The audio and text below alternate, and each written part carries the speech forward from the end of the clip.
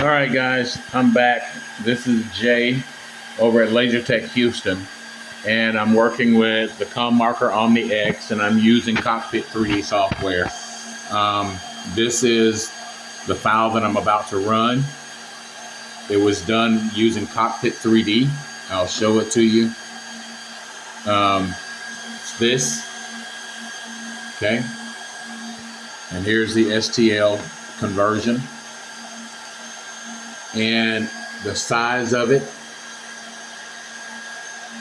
48.55 by 5106 with a Z height of 9.43. I'm using a solid block of glass, 80 by 80 by 20. My settings, 100 dwell time, 20 frequency, 10 on the pulse width. So the first thing I'm gonna do is get a preview. All right, you guys can see it spinning there. I put the white paper there to show it. All right, and we're gonna do this in real time so you guys can be a witness to it as well. If you wanna watch the entire video, I'll do it that way, and then I'll try and figure out how to speed the thing up because I'm not a pro at YouTube. So this block of glass,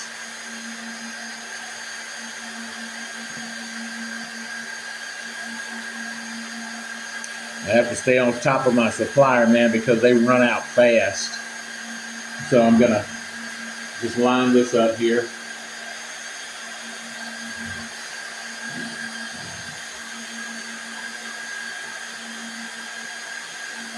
And then come back here and line it up top to bottom.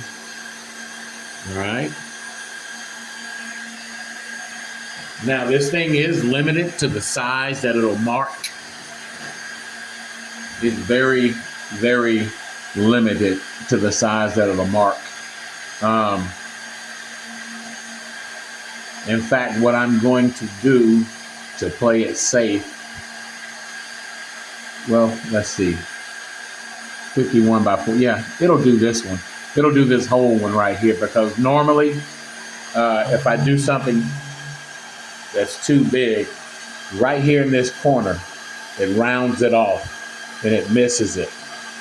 So, but on something, and that's normally when I'm doing something about a 65 millimeter in height, because this is a ComMarker and it's not the equipment that they sell at the place where I do, you know, at the Cockpit 3D. It's not their equipment, so it's not designed for anything bigger than a 50 by 50. But I've been stretching it and it's been working. So this is a 51.06 by 48.55 by 9.43 in Z height. So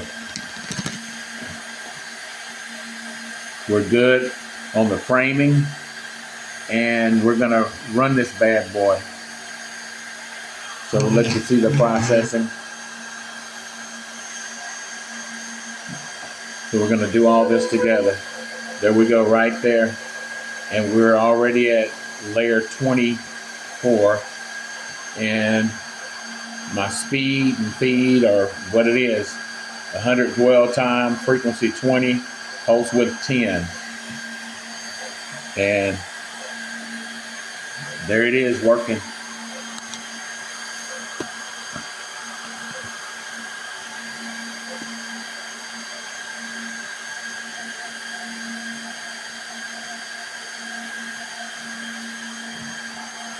I'm gonna bring this in so you can see the layers going in.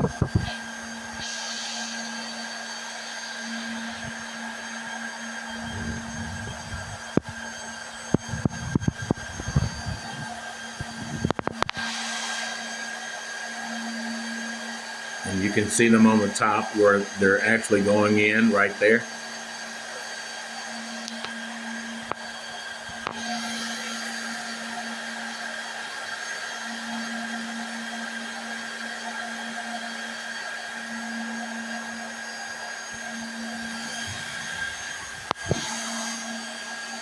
We're at layer 46 of 157 with 1 minute and 25 seconds in. I'm gonna set that back right there and let that do what it does.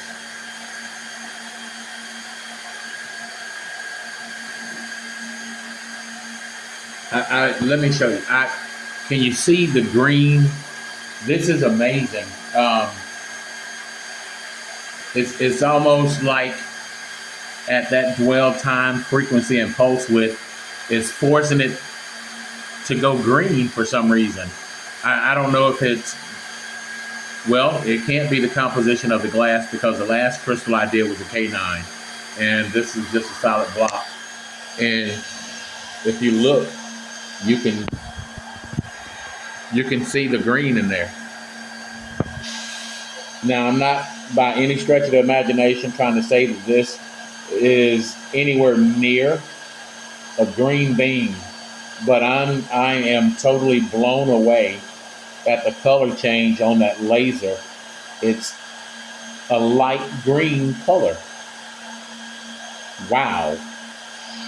All right, I'm gonna shut up talking now and just let this thing do what it does.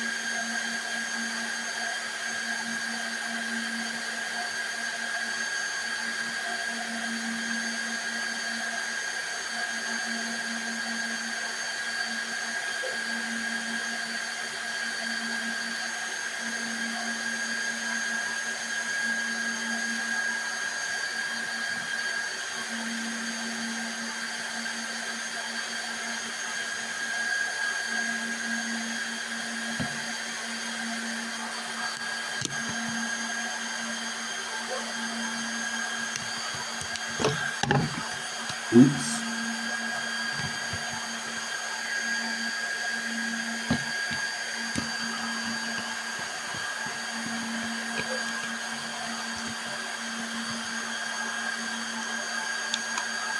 Injection mode.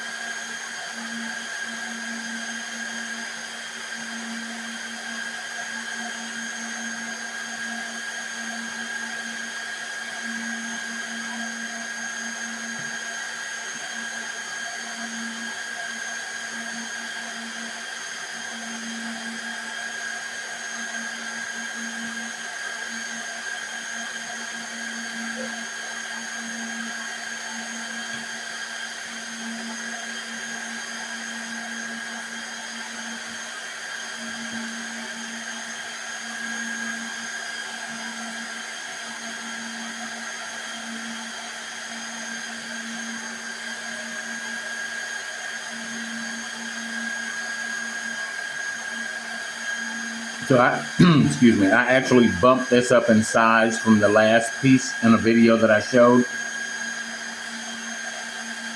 The first one, it was a 40 by like 30 something, and it took like 9 minutes. So everything went up in size on this, the Z height, the X and the Y axis. And we are at layer 64 of 157 at 8 minutes in.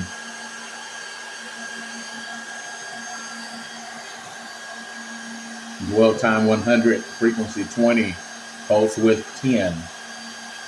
Everything else stayed the same. The spacing, the axis depth, all of those things stayed the same. That's the model size. And that's the size of the cube or crystal or piece of glass rather that I'm using.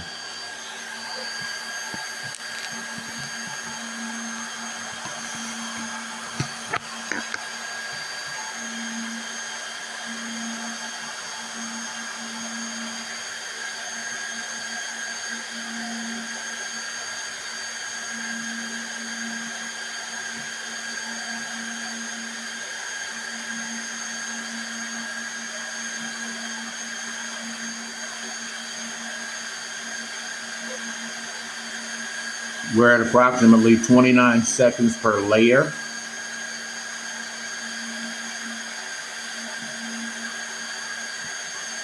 Partly because of the name.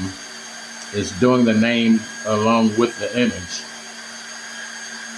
Once it finishes the name, it's just going to focus on the image itself alone, and it'll speed up.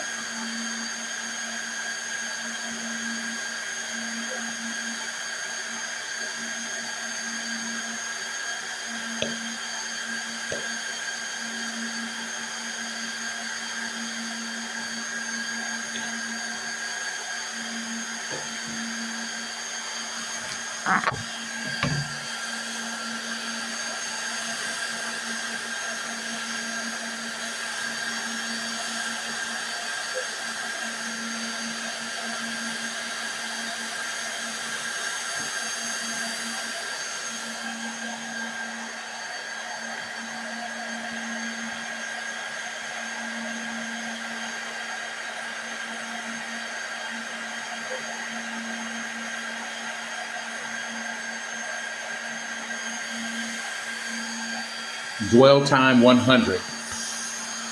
And in all the data that was given out by ComMarker on Subsurface Engraving, it said dwell time of 800. These pieces were taking me anywhere from 45 minutes to an hour and a half to do something this size. And the one that I just did prior to this, it took 9 minutes. Wow.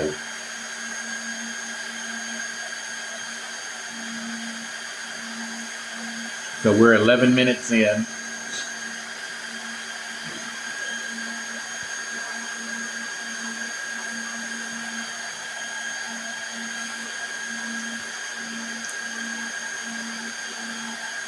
That name is looking amazing.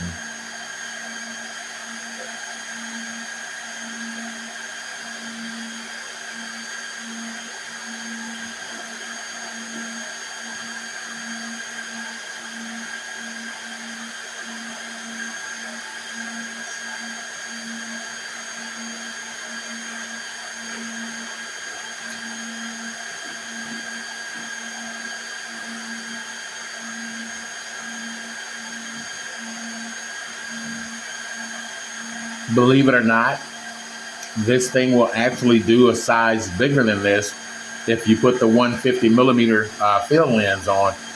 Now, the trick to it is setting it so you can get the height adjustment right when you do your focus.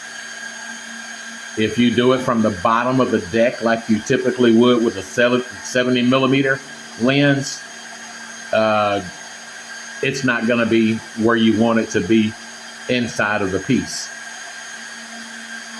But all it takes is a piece of scrap glass that you're working with to get the height just like you should. I've done it using the bigger field lens, and man, it came out beautifully.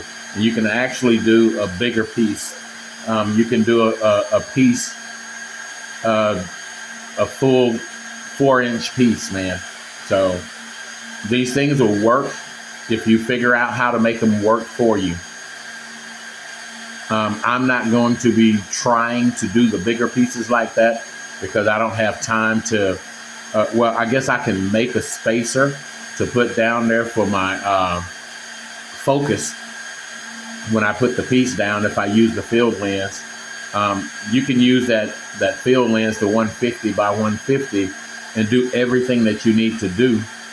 And it works out just fine. You just have to figure out where you want to, well, not where you want to, but figure out what the spacing needs to be with a jig down there to get the focus right, to put it dead center of the piece you're working on. A lot of what I use is 3/4 inch thick, and then of course the 50/50 by 50, and then I got 50/50 by 80. So I just have to figure out which of those is going to land where I need it to land in those pieces, and I can make some spacers, and I can use that field lens. I've used the field lens to do some subsurface, and man, it turned out beautiful too.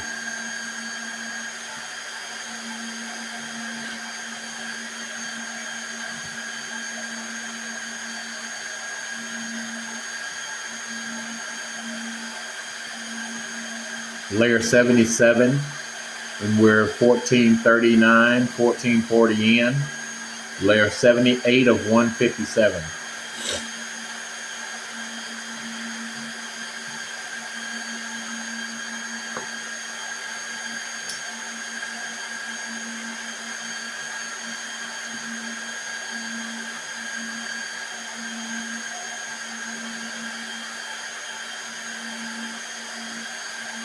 April 20, 2026. We started this thing about, 18 minutes and 49 seconds ago. 19 minutes ago, basically. And it's 2:52 a.m. Texas time. So today, we figured out how to do this the laser tech way.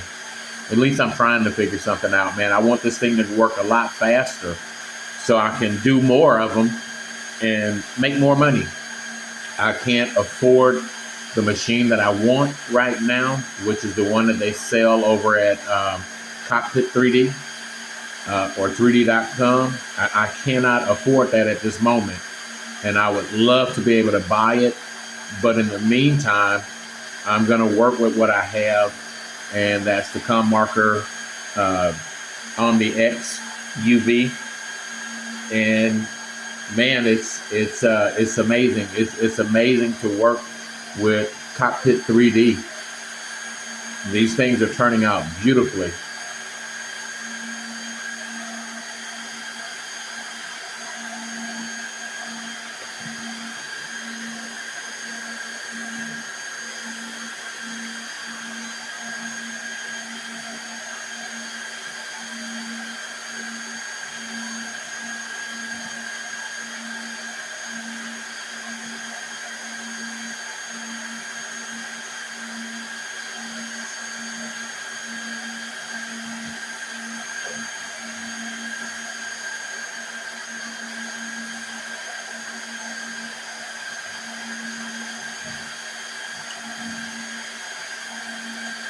The name was put in using the text function in Cockpit 3D. So we're still running. We're at 17 minutes at layer 82. We're going to switch back over to Cockpit 3D. And there's a text function that you can use here. So there's a text function. This thing I mean, it's really cool the way this thing works. You got a move tool. or rotate, hit whatever you want to rotate in whatever way you want to rotate it. So if I wanted to move that name down this way, then put it back. And you can look at the different places to tell exactly where it is. See, when that line is just a straight line, you're straight up and down. And you can come here and rotate it these way, in this direction. So you grab that yellow line and you rotate it. And then you look up here, you can see how you're rotating it. And then you can just take it back, and once that green line is straight up and down again, you're there, back where you started from. It's got a uniform scale, a non-uniform scale tool, and then of course just a select tool.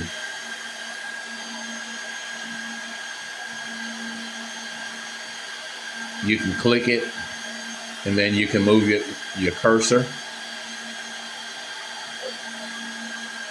This thing is really intuitive. One of the other pretty slick features that it has is right here. You can add an object from a file. When you add an object from a file, you put it in here, and you can hit go. I'll show you. I'll add an object from a file while this thing is still working over there. So I'll come over here and go into the pictures, and I'll grab this heart right here, bring it in, and then put it there. Then I'll just come over here. I don't want it that tall. I want it to be about 15 on the height. And then I can just move it, put it where I want it.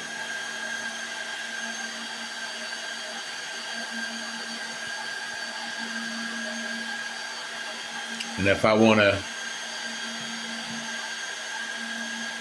bring it down a little bit smaller, say like a 10, go over there and make it a 10, click it, hit my rotate tool, then I'll rotate that heart.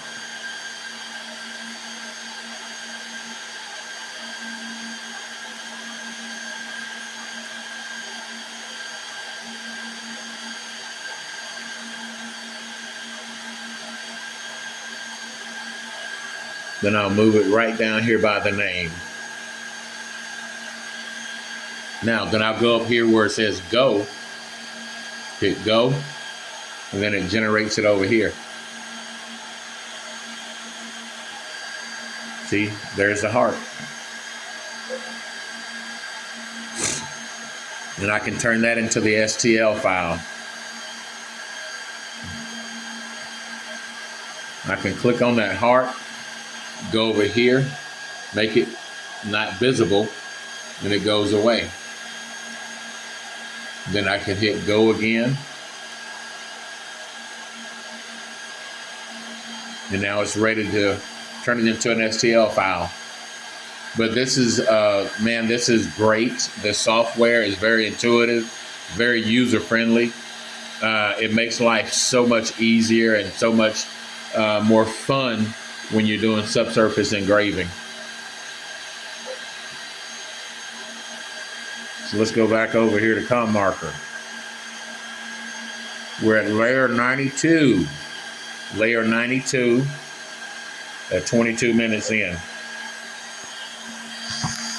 And now we've moved away from the name, and we're just doing the image. The image was imported using their software to convert it to a 2.5D.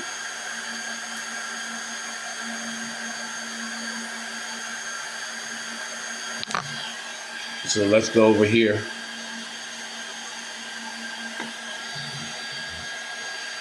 See, this is their stuff. I recommend this to anybody that wants to get into subsurface laser engraving to use global3dcrystal.com. Cockpit 3D is their product as well. Turn on the cinematic HD and the enhance, leave it turned on. If not, you'll have a dull, drab looking 3D image. I will show you some of the images that I've done using this software.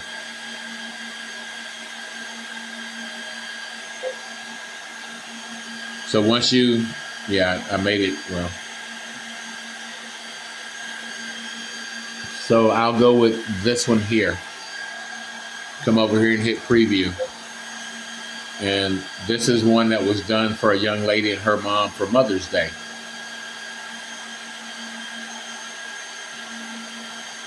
And it comes out just like it looks. Amazing.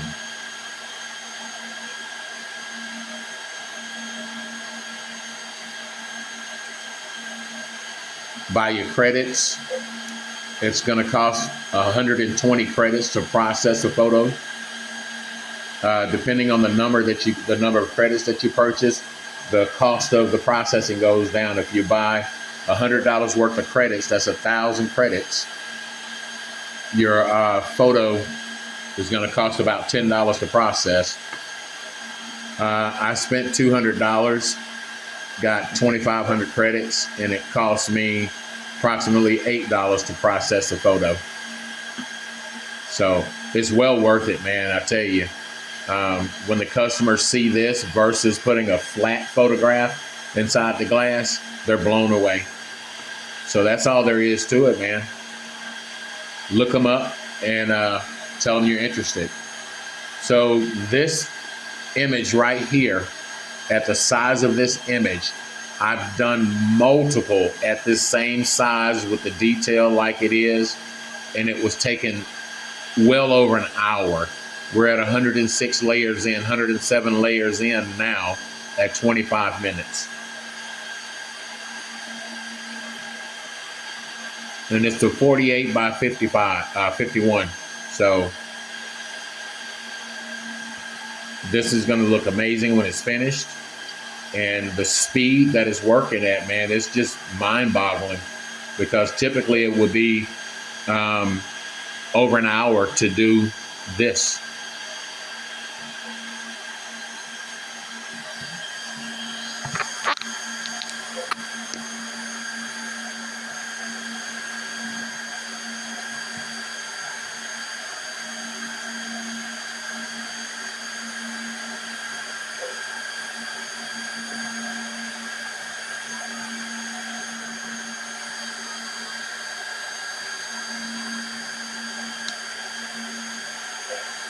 Power on.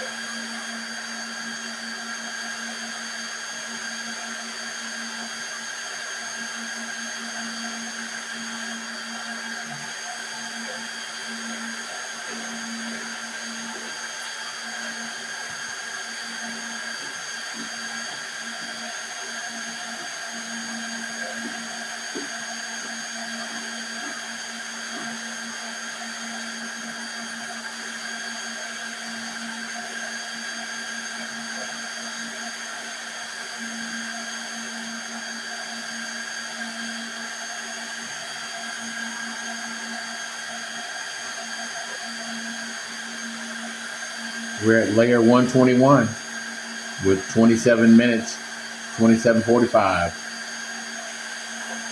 We're at about 9 seconds a layer now.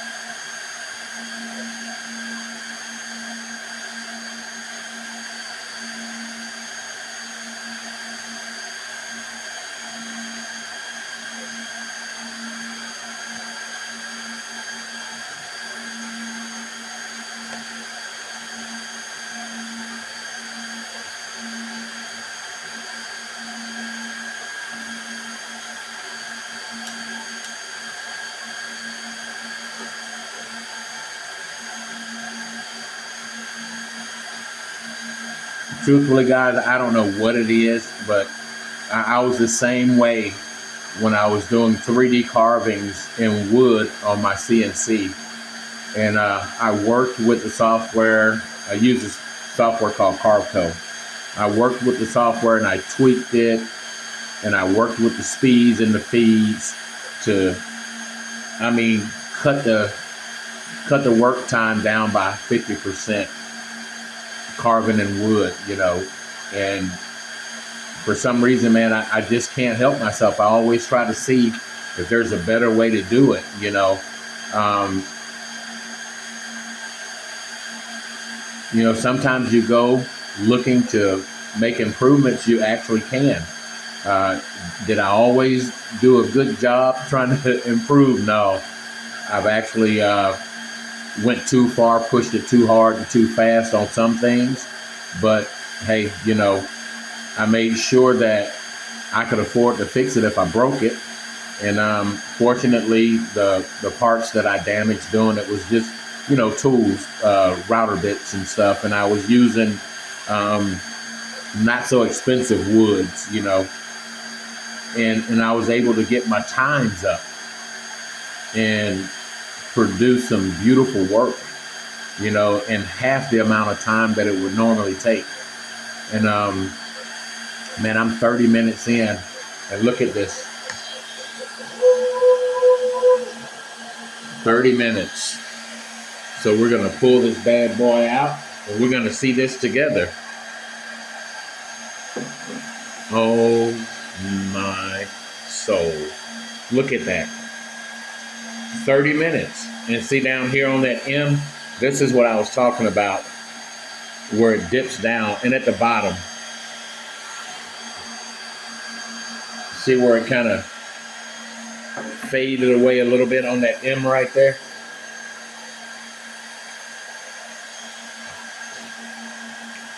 That's because this is a piece that's bigger than the work piece typically would allow to do. Now I could fix that. I could have fixed that by moving the glass further down and gotten what I needed. Well, further up rather. I could have moved that glass up and gotten the entirety of that corner in there. But man, it took 30 minutes. 30 minutes to do this at a dwell time of 100. Okay, frequency 20, pulse width 10. All right, I'm gonna do one more test and then I'm gonna call it a night. And I'm gonna post all of this stuff so you guys that are out there doing what I'm doing can see if any of these things will work to help you out.